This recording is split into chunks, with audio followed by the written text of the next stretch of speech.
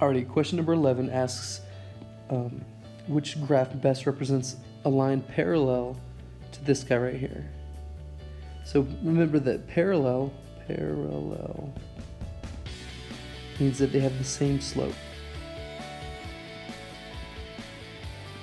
So if this equation is y equals negative 3x minus 2, and it's written in the form y equals mx plus b, I know that the slope goes in this spot right here, the m spot.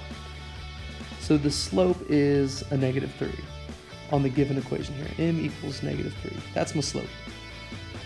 So I want to find a line here, a line in one of these graphs that has the same slope. So there'll be parallel lines. Well, I know that A has a positive slope because it goes up from left to right. So that's not good. I see that B goes up from left to right as well. So that's also a positive slope, and we want a negative 3 slope. So it's either going to be choice B or choice D. If you look really closely, it looks like B goes down 3 and over 1, right? Now what that means, down 3 over 1. So it looks like choice B is going to be better than choice C, which looks like it goes down 1 and over 3, like a negative 1/3. So I think B is the best choice. On number 12, it asks for an equation that goes through this point, so we'll label that x1, y1, and has this slope, so we'll label that m. But to answer that, it would be helpful to know point-slope form, which is y minus y1 equals m times x minus x1. That's usually given to you on like reference sheets and stuff. It's called point-slope form. I know it's given to you on your FSA at the end of the year in a reference sheet. So this is going to be y minus y1, so it's negative 3, y minus negative 3, equals m times x minus x1, which is 6. So it looks like our point slope form is going to be y plus 3. And I'm going to go ahead and distribute this 2/3 as well. So it'll be 2/3 times x and 2/3 times the negative 6. So 2/3 times 6 would mean that I'm doing like 2/3 times 6 over 1. 2 times 6 is 12. And 3 times 1 is just 3. So 2/3 times 6 would be 12/3, or just 12 divided by 3, which is 4.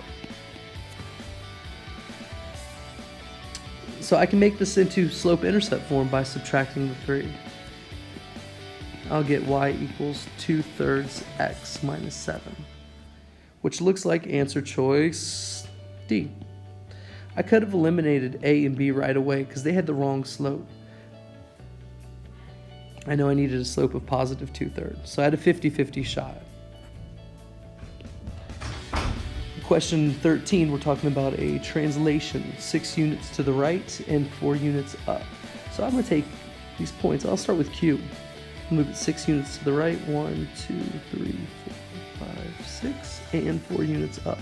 1, 2, 3, 4. And that's no longer Q because we've translated it. It's going to be called Q prime. So the new coordinates of Q would be 3 is the x coordinate, and 1 is the y coordinate. So maybe I can pick my answer out just by saying Q has to be 3, 1. And I can. C is the only one where Q is the 3, 1.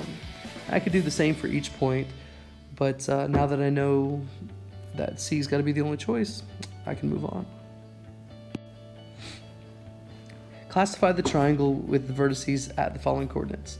So to do this, I'm going to have to use the distance formula to see how long each side is to decide if it has no congruent sides, 2 congruent sides, or all sides congruent. So I'm going to use the distance formula.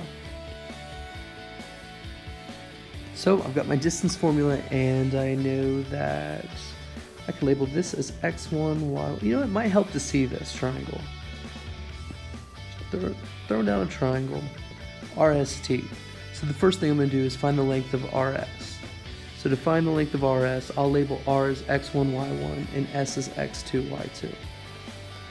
So now I'll plug those into my distance formula and see the length of RS. So it'll be 1 minus negative 2 plus 4 minus negative 2 squared. So it looks like the two negatives do become plus, and it's going to be 3 squared plus 6 squared. And I've got 9 plus 36 gives me the square root of 45. Square root of 45. I could simplify that radical, but I don't have time to. I got to keep working. I'll find ST next. So I'll call this x1, y1, and this x2, y2. And I'll use the distance formula and find that length. So we've got 4 minus 1 squared plus negative 5 minus 4 squared.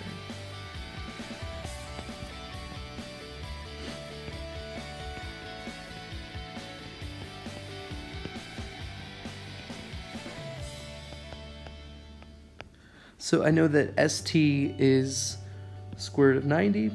So I know for sure that this is not going to be an equilateral triangle, but let's check out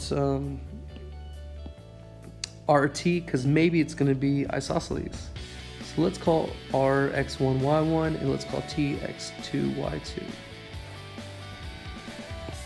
And I've got x2 minus y2, or x2 minus x1, so 4 minus negative 2.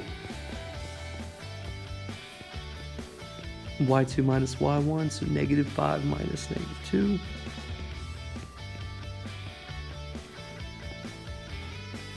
It's going to be 6 squared plus a negative 3 squared.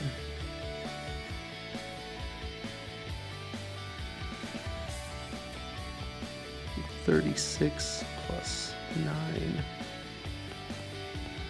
Cool. So square root of 45. So you notice that I have two congruent sides, therefore this must be an isosceles triangle.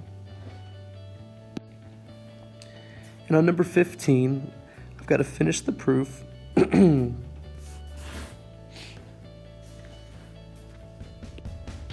Which says that LM is parallel to PQ and MN is congruent to PN. Cool. And then the second step says that I have vertical angles of 1 and 3. That's cool. The next thing I might say is that angle 4 and angle 2 are congruent to each other. I know that those two are congruent to each other because they're alternate interior angles. So I could say that angle 4 is congruent to angle 2 because they're alternate interiors. And then maybe my next argument would be proving the triangles congruent to each other. I think these triangles are congruent to each other now by the angle side angle theorem. I see two congruent angles and a congruent side sandwiched between them. So something about the triangles being congruent by angle side angle. For number 5, usually after using angle side angle or any of those postulates, I'll talk about CP/CTC. I'll prove that one of their parts are congruent. So I'm thinking that's how this proof is going to go. So for 3, I would choose statement S.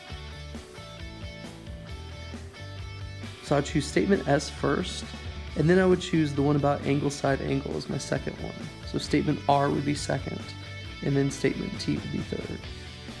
So I'm looking at statement S first. So B is out, C is out. And then statement R second, so D looks like the best choice.